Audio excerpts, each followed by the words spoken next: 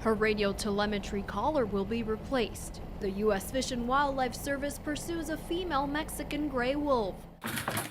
Today, she's captured. Her radio telemetry collar will be replaced, so she and her family lineage can continue to be tracked. We need the data so that we can make better decisions going forward for wolf recovery, but so that we can also make better decisions about wolf impacts on humans and livestock and things like that in the environment. The count is a complicated mission. Helicopters track the wolves from above using darts to capture them.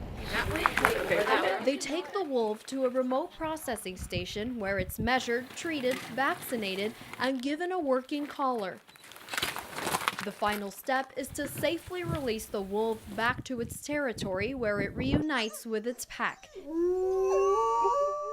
John Oakleaf has coordinated the wolf count for more than a decade and contributed to writing a revision to the recovery plan. You've seen some growth in the population, and it's a heck of a recovery. Anytime you go from 0 animals in the wild to a population of over 100, that's something that's pretty significant.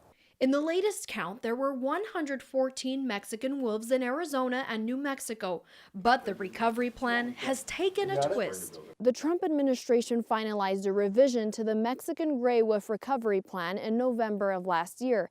Now, a coalition of wolf advocates is challenging that plan with a lawsuit. During and after our visit, we continued to press the Fish and Wildlife Service to comment on camera about the lawsuit.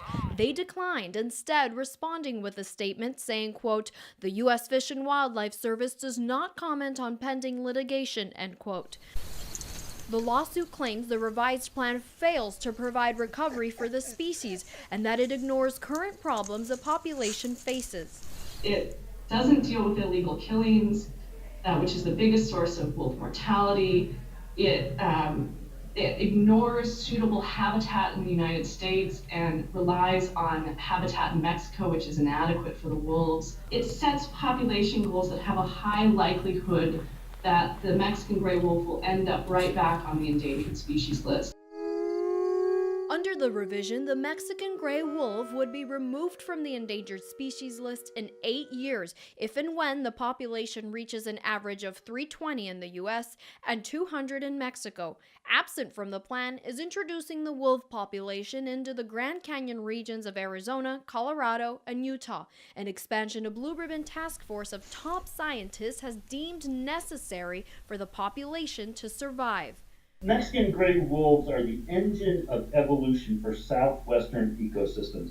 The recovery plan really needs to be replaced with one that's based on science so that the wolves themselves can help balance the ecosystem and be part of the natural world forever.